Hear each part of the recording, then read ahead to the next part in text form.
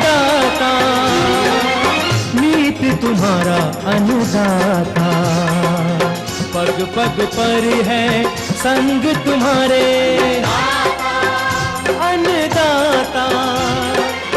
लहू किसानों का बन के पसीना, सींचता है धरती का सीना। मेहनत का तेरी हक दिलवाने, नई तकनीक नई खोज बताने। पशुधन को गुणवान बनाना, पौध सुरक्षा को सिखलाना, खेती के सब गुर समझाने, भारत का सरताज बनाने। आठों पहर है संग तुम्हारे अन्नदाता, अन्नदाता।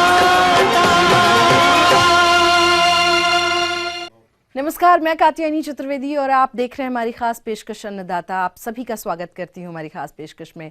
हर रोज की तरह कार्यक्रम में लेकर आई हूँ खेती बाड़ी से जुड़ी हुई बहुत सारी लाभकारी जानकारियां। तो चलिए सबसे पहले देखते हैं क्या है विशेष आज के कार्यक्रम में आपके लिए। ठंड के मौसम में मुर्गियों में होने वाली समस्याएं और उनका समाधान। उचित बढ़वार हेतु देर से बोई गई गेहूं की फसल में जरूरी कार्य। अच्छी बढ़वार हेतु तंबाकू की फसल में जरूरी प्रबंध।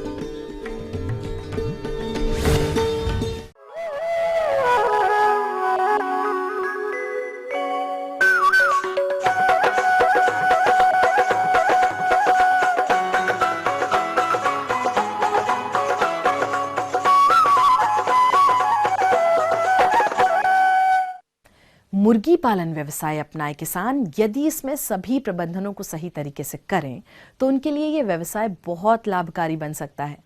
लेकिन प्रायः मुर्गी पालन में घाटे का जो मुख्य कारण बनता है वो है इनमें लगने वाली घातक बीमारियां।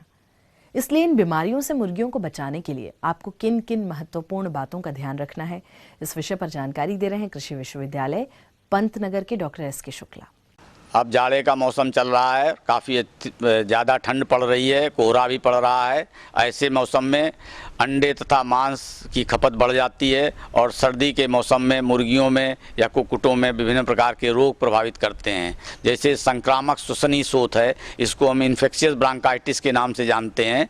विषाणु जनित रोग है जो कि भारत के सभी क्षेत्रों में देखा गया है। यदि ये रोग अकेला होता है तो इसमें नुकसान कम होता है, लेकिन यदि इस रोग के साथ में माइकोप्लाज्मा या ई कोलाई या कोई दूसरा विषाणु आ जाता है तो इससे अधिक नुकसान होता है और इससे पक्षी अधिक संख्या में मरते हैं। ये दो तरीके से होता है, एक आंत्र में, दूसरा वृक्क में। जब आंतों में होता है और श्वसन तंत्र में होता है तो ये मौसम या शीतकाल में ज़्यादा प्रभावित होता है, क्योंकि ठंड में नाजुक विषाणु के जीवित रहने के और उसके फैलने की संभावना बढ़ जाती है। यह बीमारी सबसे अधिक अंडा देने वाली मुर्गियों में आती है, जो कि विषाणुओं से फैलती है और चूजों के साथ साथ बड़ी मुर्गियां इससे प्रभावित होती हैं, जिससे मुर्गियों का विकास और अंडा उत्पादन कम हो जाता है। तो हमारे मुर्गी पालक इस बीमारी को कैसे पहचाने, आइए जानते हैं। रोगी पक्षी 1 या 2 माह तक रोगाणु को वाहक के रूप में काम करता है। इसमें श्वास प्रभाव वाले रोग लगभग 2 सप्ताह में सभी पक्षियों में रोग फैल जाता है। ये विषाणु अंडे में भी चला जाता है और जो इस रोग से प्रभावित पक्षी हैं उनमें अंडा उत्पादन कम हो जाता है। ये रोग किसी भी आयु के पक्षियों में हो सकता है, परंतु श्वास प्रभाव वाला रोग जो है वो छोटे चूजों में ज़्यादा होता है। चूजों की सांस नली में कष्ट होता है, श्वास क्रिया में गुड़गुड़ की आवाज़ आती है। विशेषकर रात के समय अगर आप सुनेंगे तो ये आवाज़ आसानी से सुनाई पड़ेगी। जुकाम के लक्षणों के साथ ही साथ उनको पतले दस्त हो जाते हैं और प्रभावित पक्षियों की मृत्यु 6 से 7 दिनों में हो जाती है। धीरे धीरे बीमारी अपने आप ठीक भी हो जाती है और जो पक्षी बचते हैं वो लेकिन रोगाणुओं को फैलाते रहते हैं। दूसरा है वृक्क वाला, जिसको नेफ्राइटिस कहते हैं। ये नेफ्राइटिस 1 सप्ताह से 3 सप्ताह के चूजों में अधिक पाई जाती है। इस रोग से ग्रस्त चूजे कमज़ोर हो जाते हैं, लंगड़े हो जाते हैं और मरे हुए पक्षियों का अगर हम 100 परीक्षण करेंगे तो उनके दिल के ऊपर, जो हृदय है उसके ऊपर, जो कलेजी है, जो लीवर है उसके ऊपर, या आंतों के ऊपर या पैरों में सफ़ेद चूने जैसी परत लगी होती है, जैसे कोई चूना फैला देते हैं उस तरीके से दिखाई पड़ता है। और इससे जो है जल्दी से आप पकड़ लेंगे कि इनमें जो है ये नेफ्रोपैथिक आईबी या इन्फेक्शस ब्रांकाइटिस हो गई है। जो बड़े पक्षी हैं, जो अंडे देने वाली मुर्गियां हैं, उनमें ये जो बीमारी है वो डिम्ब वाहिनी में होती है, अंडा उत्पादन प्रभावित करती है। इसमें अंडा उत्पादन बहुत कम हो जाता है, लगभग 50% अंडा कम हो जाता है। अंडे की गुणवत्ता प्रभावित हो जाती है। इसके बिना छिलके के अंडे आएंगे या अंडों का छिलका कमज़ोर हो जाएगा या अंडों के खुरदुरे हो जाएंगे छिलका या टेढ़े मेढ़े होंगे। और कुछ अंडों में रक्त के थक्के भी दिखाई पड़ सकते हैं, खून के थक्के दिखाई सकते हैं। इस अवस्था में पक्षियों की मृत्यु बहुत कम होती है, लेकिन अंडा उत्पादन कम हो जाने से कुक्कुट पालकों को बहुत ही हानि होती है। इस बीमारी में मुर्गियों की मृत्यु कम होती है, लेकिन अंडा उत्पादन कम होने से मुर्गी पालकों को आर्थिक हानि उठानी पड़ती है। इसलिए इससे बचाव का सर्वोत्तम उपाय टीकाकरण ही है। इस रोग का उपचार कोई नहीं है, क्योंकि ये विषाणु जनित रोग है, लेकिन हम इसके लिए टीका लगा सकते हैं। 1 दिन से 7 दिन की आयु पर इन्फेक्शियस ब्रांकाइटिस का पहला टीका लगाएंगे, जिसको 1 बूंद आँख में या नाक में डाल देंगे या चोंच खोल करके मुंह में डाल सकते हैं। दूसरा टीका 50 दिन की आयु पर पानी में घोल करके पिला सकते हैं। अंडा उत्पादन शुरू होने से पहले एक किल्ड या निष्क्रिय की टीका हम लगाते हैं 0.5 मिलीमीटर मांसपेशी में, और यदि ये तीनों टीके लगाए गए हैं तो इस रोग के फैलने की संभावना बहुत कम होगी। और जैसे जो हमारे प्रजनक पक्षी हैं उनमें भी मुझे ये टीका लगाना चाहिए, ताकि जो चूजे हैं वो इस रोग से ग्रसित न होने पाएं। जाड़े के मौसम में जो दूसरी बीमारी मुर्गियों को प्रभावित करती है वो है CRD, जो कि अंडा देने वाली मुर्गियों की तुलना में ब्रायलरों में अधिक होती है। और ये बीमारी सभी क्षेत्र में धीरे धीरे फैलती जा रही है। तो क्या है इसका उचित समाधान, जानते हैं। CRD आमतौर पे ब्रायलर पक्षियों में बहुत तीव्रता से फैलती है, और आजकल मैंने देखा है कि किसान भाई अंडे देने वाली मुर्गियों के से ज़्यादा ब्रायलर पाल रहे हैं। ब्रायलर पालन काफ़ी हमारे प्रदेश में और हमारे देश में बहुत हो गया है, जिसकी वजह से ये रोग तीव्रता से फैल रहा है। ये रोग आमतौर पर 15 दिन की आयु से लेकर के 55 दिन की आयु पर बहुत प्रभावित करता है। और शीतकाल में, ठंडक के मौसम में कुक्कुटशाला की चूँकि जालियों के ऊपर पर्दे लगे रहते हैं, जिसकी वजह से हवा का आवागमन नहीं हो पाता है, और मुर्गी घर के अंदर अमोनिया का जो स्तर है वो बढ़ जाता है, और जिसकी वजह से इस रोग के फैलने की संभावना बढ़ जाती है। और ऐसे मौसम में ये जीवाणु तीव्रता से बढ़ता है, पक्षियों में रोग उत्पन्न करता है। ये रोग माइकोप्लाज्मा के द्वारा होता है। इसको हम माइकोप्लाज्मा गैलीसेप्टिकम के नाम से जानते हैं, और इसमें मृत्यु बहुत अधिक होती है। यदि ये रोग ई कोलाई के साथ संक्रमण कर रहे या किसी अन्य विषाणु के साथ संक्रमण करता है तो इसमें मृत्यु दर बहुत अधिक हो जाती है। और इसमें लक्षण जो दिखाई पड़ते हैं वो है ये छींकने, खांसने तथा सांस लेने में दिक्कत होती है। कुछ घर घर की आवाज़ आती है, कई बार चेहरे पर सूजन हो जाती है। जो अंडे देने वाली मुर्गियां हैं उनका अंडा उत्पादन कम हो जाता है, अंडे का जो आकार है वो छोटा हो जाता है, और धीरे धीरे पक्षी कई बार कमज़ोर होकर के मर जाते हैं। इस रोग के लिए रोकथाम के लिए एंटीबायोटिक उपलब्ध हैं, जैसे टाइलोसिन टार्ट्रेट है, टाइमोलिन है, या इनरोफ्लॉक्सासिन है, या नियोमाइसिन है। इनमें से कोई भी एक दवा मिला करके पानी में या दाने में खिलाएंगे या पिलाएंगे तो उससे ये रोग फैलने नहीं पाएगा। इसके साथ ही कुछ जो है एक्सपेक्टोरेंट भी हम देते हैं, जो कफ को कम करने वाली दवाइयाँ हैं, उनका भी इस्तेमाल कर सकते हैं। तथा जो प्रजनक पक्षी हैं उनको हमको टेस्ट करना पड़ता है, और वो जो प्रजनक पक्षी इस रोग से प्रभावित हैं उनसे हम चूजे नहीं लेते हैं, उनको फ्लाक से बाहर कर देते हैं। यदि किसान भाई इस तरीके से अपनी मुर्गियों का पालन करेंगे तो उनमें जाड़े के मौसम में ये बीमारियां नहीं होने पाएंगी और किसान भाई आर्थिक लाभ कमा पाएंगे। तो ये थी कुछ उपयोगी जानकारियां। यहाँ पर एक छोटे से ब्रेक के लिए रुकेंगे, जल्द लौटेंगे। कार्यक्रम में आगे है महत्वपूर्ण जानकारियां, बने रहिए हमारे साथ। उचित बढ़वार हेतु देर से बोई गई गेहूं की फसल में जरूरी कार्य।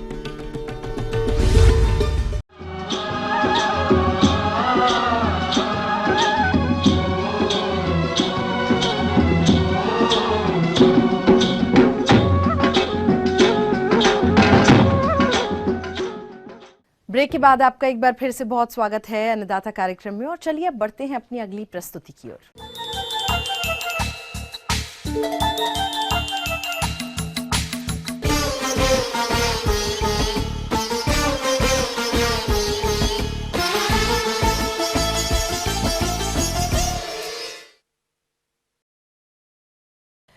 प्रदेश के जिन भी किसान भाइयों ने किन्हीं कारणवश गेहूं की देर से बुआई की थी, उनकी फसल इस समय 18 से 25 दिन की अवस्था पर खेतों में खड़ी है। अतः अधिक उपज की प्राप्ति के लिए इस समय फसल में कौन कौन से कार्यों को करना जरूरी है, इस बारे में अपने सुझाव दे रहे हैं सरदार वल्लभ भाई पटेल कृषि विश्वविद्यालय मोदीपुरम मेरठ के डॉक्टर संदीप सिंह तोमर। देख रहे हैं कि गेहूं की बुवाई दो समय पर की जाती है। एक तो समय से बुवाई जो कि नवंबर का महीना इसके लिए उपयुक्त माना जाता है, और दूसरी बुवाई जिसे पिछेती या विलम्ब से बुवाई जिसे कहते हैं, उसमें दिसंबर का महीना उपयुक्त माना जाता है। वो भी 25 दिसंबर तक बुवाई समाप्त कर देना चाहिए। तो इस तरह से जो देरी से बुवाई किया हुआ गेहूँ है, इसमें कुछ सस्य क्रियाएँ करेंगे तो निश्चित है कि उत्पादन अच्छा मिलेगा। जैसे देखें कि सबसे पहले पोषक तत्व प्रबंधन की बात आती है। किसान भाइयों, बीज की बुआई करने मात्र से ही हमें अच्छी उपज की प्राप्ति नहीं हो सकती। इसके लिए जरूरत है कि हमें फसल की अच्छी वृद्धि और विकास के लिए फसल में समय समय पर संतुलित पोषक तत्वों को देना चाहिए। तो कब और कैसे प्रयोग करें, इस पोषक तत्वों को आइए जानते हैं। जो आपने देरी से बुवाई जिस गेहूं की है, उसमें नाइट्रोजन, फास्फोरस और पोटास, इनकी मात्राएं जो समय से बुवाई की जाती है उसकी तुलना में 20% कम उपयोग किया जाता है, क्योंकि फसल को अपनी बढ़वार के लिए कम समय मिल पाता है। इसलिए ये देरी से बुआई वाले में आपने 80 से 100 किलोग्राम नाइट्रोजन, 50 किलोग्राम फास्फोरस और 30 से 40 किलोग्राम पोटास का उपयोग किया होगा। शेष बची हुई जो नाइट्रोजन की मात्रा है, आधी आपने बुवाई के समय डाली है, आधी मात्रा जो बची हुई है उसको 2 बराबर भागों में बांटें। पहली जो सिंचाई है, बुवाई के गेहूं हम देखते हैं कि जो देरी से बुआई है उसमें ज़्यादा सर्दी पड़ने लगती है उस समय, तो सिंचाई थोड़ा सा जल्दी कर देना चाहिए। आप देखें कि 18 दिन के आसपास सिंचाई कर देंगे तो उपयुक्त रहेगा। सिंचाई के बाद जब खेत चलने लायक हो जाता है, जिसमें कि आप आराम से चल सकते हैं, और यूरिया का छिड़काव 1/4 भाग का कर देना चाहिए। शेष 1/4 मात्रा है दूसरी सिंचाई जब करते हैं, जब टिलिंग हो रही होती है, उस समय आप डाल देंगे तो अच्छा फुटाव होगा और उन कल्लों की बढ़वार अच्छी हो जाएगी। तो निश्चित है कि उत्पादन अच्छा मिलेगा और आपके नाइट्रोजन का सही से उपयोग होगा। गेहूं की फसल में चौड़ी और सकरी दोनों प्रकार के खरपतवार देखने को मिलते हैं, जो हमारी गेहूं के फसल से उर्वरक और पानी के लिए प्रतिस्पर्धा करते रहते हैं, जिसका सीधा प्रभाव हमारे फसल की बढ़वार पर पड़ता है। तो हमारे किसान भाई इस खरपतवारों का कब और कैसे करें नियंत्रण। चौड़ी पत्ती के लिए उपयोग की जाने वाली दवाओं में एक तो 2,4-D है, जिसकी 625 ग्राम मात्रा 400 लीटर पानी में घोल के 1 हेक्टेयर के छिड़काव के लिए उपयुक्त है, जब आपकी फसल 30 से 35 दिन की हो। इसके अलावा सल्फा सल्फ्यूरान जो है, उसकी 13 ग्राम का एक पैकेट 1 एकड़ क्षेत्रफल के लिए होता है, और उसकी 150 से 200 लीटर पानी में एक पैकेट को घोलें और 1 एकड़ क्षेत्रफल में उपयोग कर सकते हैं। इसके अलावा सकरी पत्ती वाले जो कुछ खरपतवार हैं, उनमें एक क्लोडिनोफॉप जो दवा आती है, उसकी 400 ग्राम मात्रा प्रति हेक्टेयर के हिसाब से आपको उपयोग करना है, और 400 लीटर पानी लगभग इसका छिड़काव करें तो निश्चित रूप से आप बेहतर कंट्रोल कर सकते हैं। इसके अलावा हम देखें कि आजकल और नई दवाएं जो कि सकरी और चौड़ी पत्ती दोनों तरह के खरपतवार के नियंत्रण के लिए उपयोग करते हैं, जिसमें एक टोटल दवा करके आती है, जिसमें सल्फा सल्फ्यूरान प्लस मेट सल्फ्यूरान मिथाइन दोनों का मिक्सचर है। आप इसका उपयोग कर सकते हैं। एक पैकेट 1 एकड़ के हिसाब से आता है। इसी तरह से दूसरा एक विस्टा नाम से करके आता है, उसमें क्लोडिनोफॉप प्लस मेट सल्फ्यूरान मिथाइल दोनों का मिश्रण है। ये भी पैकेट जो आता है वो 1 एकड़ के लिए आता है इसका, और उपयोग करने का सही समय वही है जब फसल आपकी 30 से 35 दिन की हो, उस समय उपयोग करें तो दोनों तरह के खरपतवार से फसल को पूर्णतः मुक्त कर सकते हैं। अब बात आती है जल प्रबंधन की। गेहूं के फसल की अच्छी वृद्धि और विकास के समय में सिंचाई का एक महत्वपूर्ण योगदान होता है, लेकिन हमारे कुछ किसान भाई अज्ञानतावश या लापरवाही के कारण फसल की क्रांतिक अवस्थाओं पर समय से सिंचाई नहीं करते, जिसके कारण इन्हें फसल से कम उपज की प्राप्ति होती है।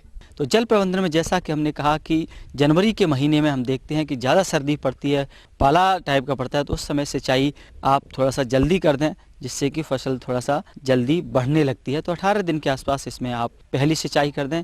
उसके बाद फसल की आवश्यकता अनुसार 20 दिन के अंतर से सिंचाई करते रहें। इस तरह से 5 सिंचाई लगभग पूरी फसल के लिए करनी होंगी आपको, और करें। दूसरा बात आती है कि जल निकास।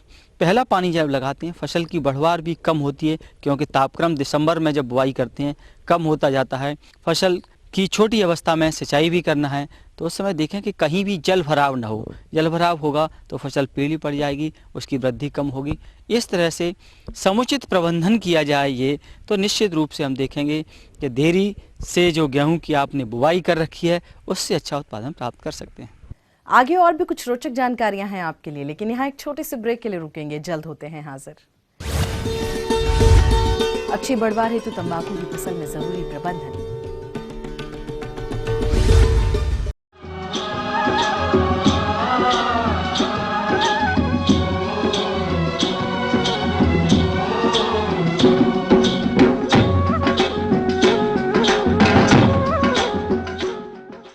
ब्रेक के बाद आप सभी दर्शकों का अन्नदाता कार्यक्रम में एक बार फिर से स्वागत है। चलिए अब रुख करते हैं अपनी अगली कड़ी की ओर।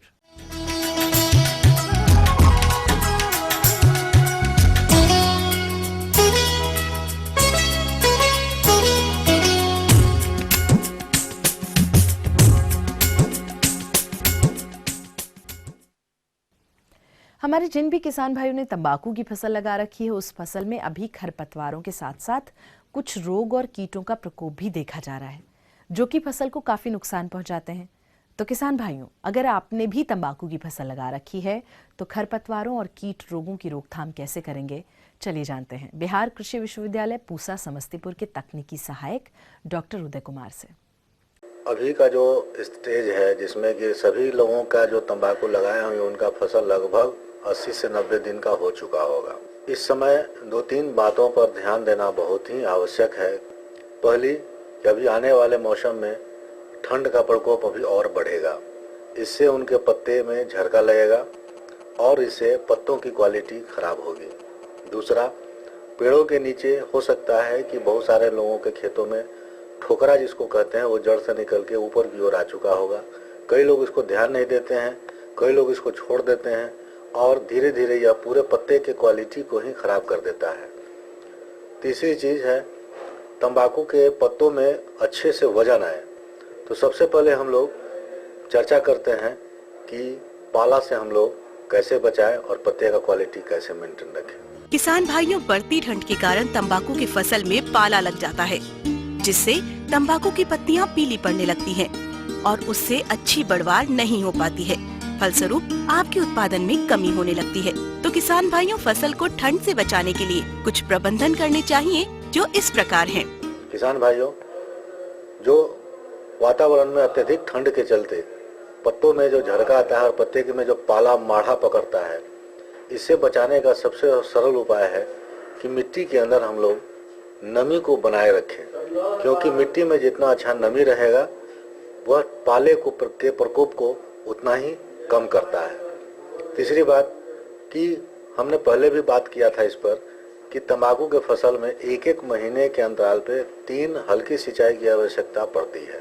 इससे तंबाकू के फसल का वजन तो बढ़ता ही है, दूसरे पाले के असर को भी वो कम करता है। दूसरी चीज़, अपने खेतों का निरीक्षण बराबर करते रहें। कहीं भी उनको पत्ता झड़कने का या लाल होने का अगर दिखता है तो तत्काल वे एक बेनोमिल दवा आती है जिसका 2 ग्राम प्रति लीटर घोल बनाकर 15 दिन के अंतराल पर 2 छिड़काव कर दें तो आपको पाले से बहुत हद तक पौधे की सुरक्षा हो जाएगी।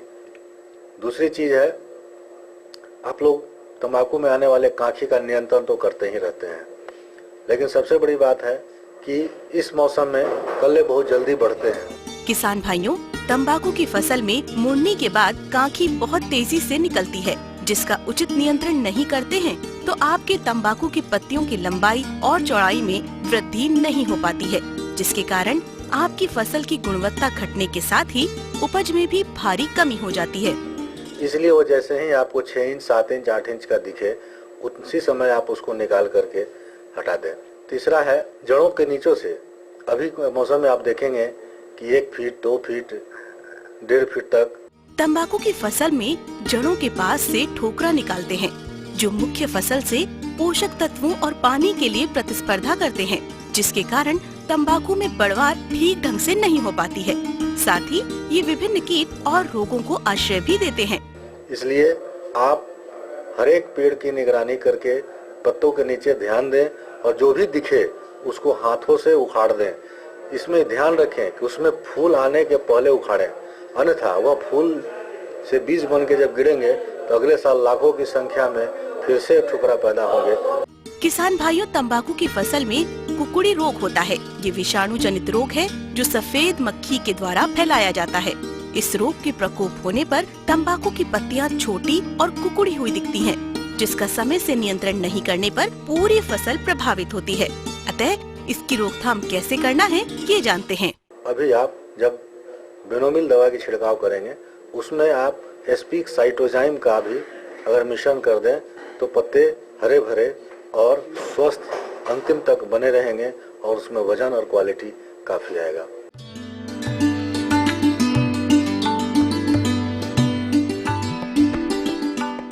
अन्नदाता हेल्पलाइन निशुल्क फोन संपर्क सेवा के माध्यम से आपके द्वारा पूछी गई समस्याओं में से 1 या 2 महत्वपूर्ण समस्याओं को हम अपने कार्यक्रम में जरूर शामिल करते हैं और इसी के तहत आज की चयनित समस्या और उसका जवाब इस प्रकार है। अन्नदाता निशुल्क फोन संपर्क सेवा के माध्यम से पूछे गए प्रश्नों में से आज हमने जिस प्रश्न को कार्यक्रम में शामिल किया है उसे पूछा है कुंवराज जिला इटावा के कृषक धर्मेंद्र यादव ने। इनकी गाय एवं भैंसों में खुर एवं मुंह चपका रोग का प्रकोप देखने में आ रहा है।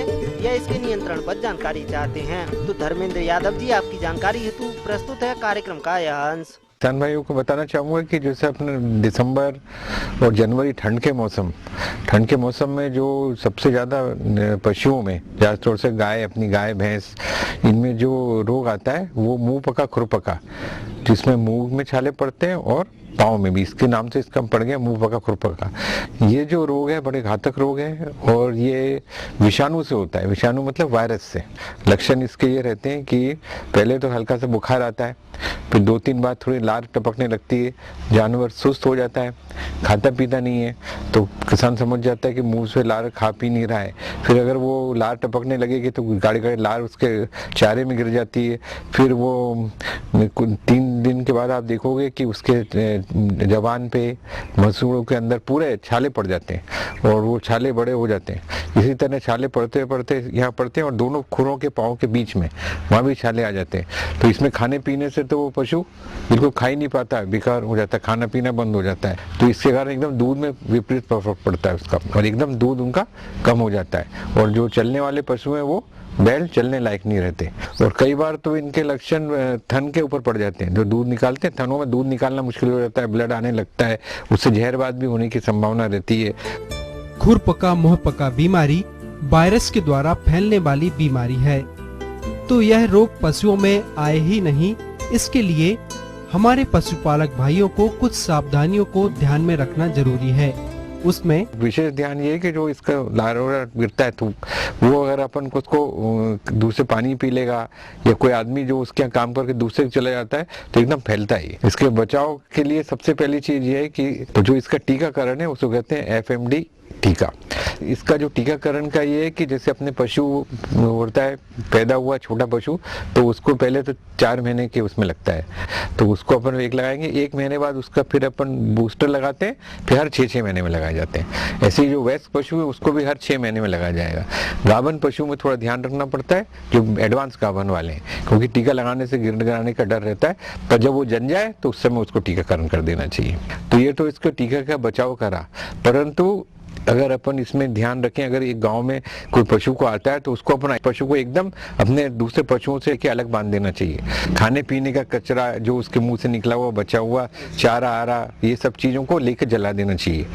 और इसमें देखा गया है कि जो अपना ये होता है ना सोडा, तो सोडे का अगर सॉल्यूशन बना लिया जाए तो उसमें भी हम लोग करते हैं आधा किलो सोडा 40 किलो पानी में मिला देंगे, तो वो सोडे का जो घोल होता है उससे क्या होता है कि ये वायरस मर जाता है। तो उसको सोडे का घोल से पूरा शेड को धो देना चाहिए। और जो पशु अपने गांव से बाहर जाते हैं और अंदर आते हैं तो एक जगह ऐसी बना देना चाहिए जहाँ पे वो पाँव उनके भीगे हो तो सॉल्यूशन के अंदर से निकल के आए, तो उसमें कॉपर सल्फेट का सॉल्यूशन रहता है उसमें भिगो के आएंगे। और जिन पशुओं में खुरपका मुंहपका रोग आ गया है तो वह पहले तो ग्रसित पशु को पशुशाला में अन्य पशुओं से अलग कर दें तथा इनके आहार के किसी भी बर्तन का इस्तेमाल अन्य स्वस्थ पशुओं के लिए नहीं करें और उसके उपरांत आप नजदीकी पशु चिकित्सक से परामर्श कर इस बीमारी से ग्रसित पशु का इलाज कराएं। जहाँ तक अब इसका इलाज का सवाल है, अगर ये भयंकर रोग आ गया, वैक्सीनेशन आपने नहीं करी, तो उसमें पशु चिकित्सक से कंसल्ट करके कोई इंजेक्शन लगेंगे जिससे कि बैक्टीरियल इन्फेक्शन नहीं हो इनको। दूसरा, लाल दवा आती है पोटेशियम परमैंगनेट, उससे अच्छी तरह मुंह साफ करके और उसके अंदर ग्लिसरीन और सल्फर जो टैबलेट आती है उसको मिला के मुँह में लगाना पड़ता है, और साथ में इंजेक्शन और विटामिन। और दूसरा, जो पाँव में खुर के अंदर घाव, तो उसमें क्या रहता है कि मक्खी बैठती है, शेड साफ नहीं रहते तो मक्खी उसमें अंडे दे देती है, तो उसके अंदर बहुत सारे कीड़े पड़ जाते हैं। तो बहुत जरूरी है कि पहले वो कीड़ों को निकालें, तारपीन का तेल डाल के कीड़े निकाल दिए जाते हैं, उसके बाद घाव को साफ करके उसमें हीमैक्स और एंटी रिपेलेंट वाला लगा के पट्टी बांध दी जाती है। ऐसे 4-5 बार ड्रेसिंग करने से फिर वो घाव ठीक होता है जाके। तो कुल मिला के जो मुंह पका खुरपका रोग है, ये किसान भाइयों बहुत भयंकर रोग है। अगर आता है गांव में तो पूरे गांव में फैल सकता है। तो विशेष तौर से आप सबको मैं अनुरोध करूंगा कि साल में 2 बार, एक तो अभी अक्टूबर से पहले अक्टूबर में लगा लें और दूसरा मई में भी, क्योंकि जो स्ट्रेन है AOC एशिया 1, अलग अलग स्ट्रेन सब टाइप है, कुछ गर्मी में इसका असर करते हैं और कुछ सर्दियों में। तो कुल मिला के ये है कि अपने को इसमें सजग रहना है और पशु चिकित्सक से संपर्क में रहें।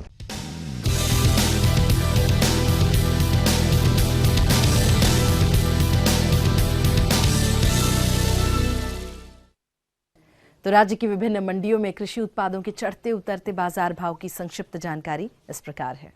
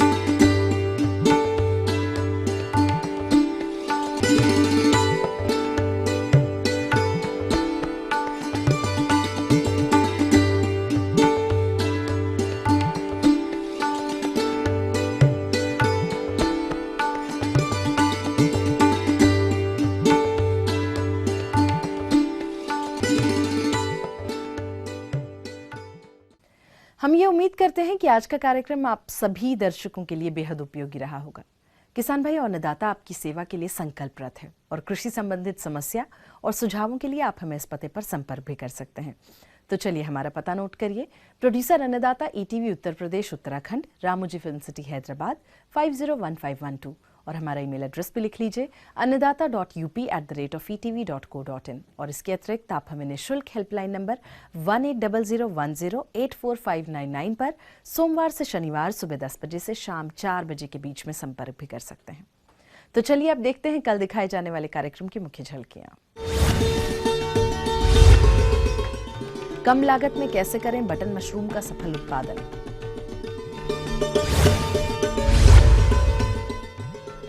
दुधारू पशु में प्रोलैप्स की समस्या और समाधान पर जानकारी। फिलहाल अन्नदाता की पूरी टीम को दीजिए इजाजत। कल फिर इसी समय आपसे होगी मुलाकात कृषि संबंधित कुछ और रोचक महत्वपूर्ण जानकारियों के साथ। तब तक के लिए नमस्कार।